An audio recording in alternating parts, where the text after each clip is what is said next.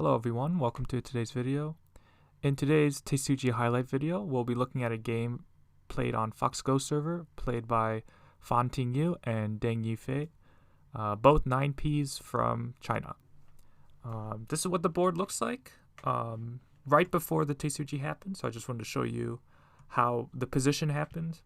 So white plays at the shape point there, and black, instead of just connecting at h5, tries to resist as much as possible, and even does so by cutting white off. So if white is unable to find anything here, it's just bad for white.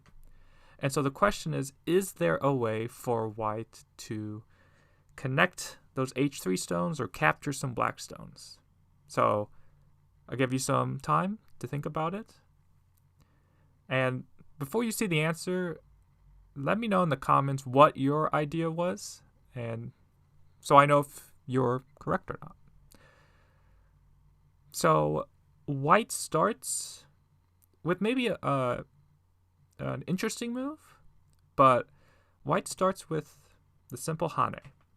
The simple Hane starts to get rid of liberties on the e3 stones. And when you can reduce liberties, you kind of force your opponent to play in certain ways. Because white has moves like this, which threaten k2, but maybe white actually wants to play j2 instead. So white doesn't know how white wants to handle this kind of cut here, so white goes here. So black strictly just extends liberties. Actually, it's the only way to extend liberties. All right. So now the question is, what does white do next? So white then pushes. Black takes. And this is also important. Notice if white had pushed first, when white hanes now, black can simply just Atari. But because white haned first, let's say black tries to Atari, now white has many ways to do this, but white can cut. Yeah, white can cut. White can Atari here. So, yeah, so that's why white hanes first. White takes away the either. And now the Tesuji. Do you see it? Do you think you see it? White plays at h1. And h1 is such a good move. Such a good move. And actually, black just resigns here. Because if white's connected, that whole group on the bottom is dead for black. So why does this move work? So the two weaknesses that white is looking at is white's looking to cut at k2 or connect at f1. So if black blocks at f1, then white can cut. And notice this is actually netted.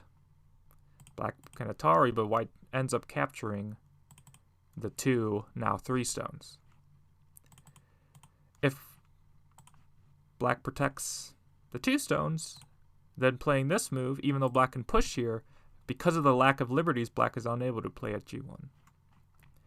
And if black tries maybe pushing here, white simply just connects again, and it hasn't fixed that white can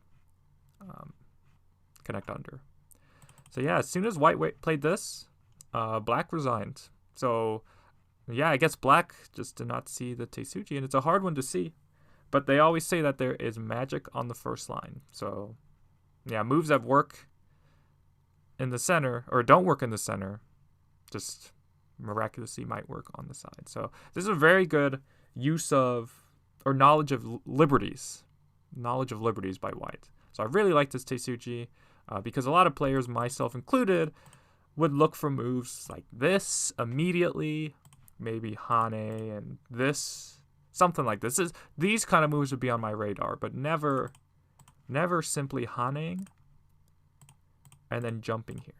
So really cool move. Really cool move. Yeah, so hopefully you enjoyed this video. Let me know in the comments if you saw H1. I guess E1 kind of sets it up, but H1 is kind of the nail in the coffin. And yeah, I'll see everyone in the next video.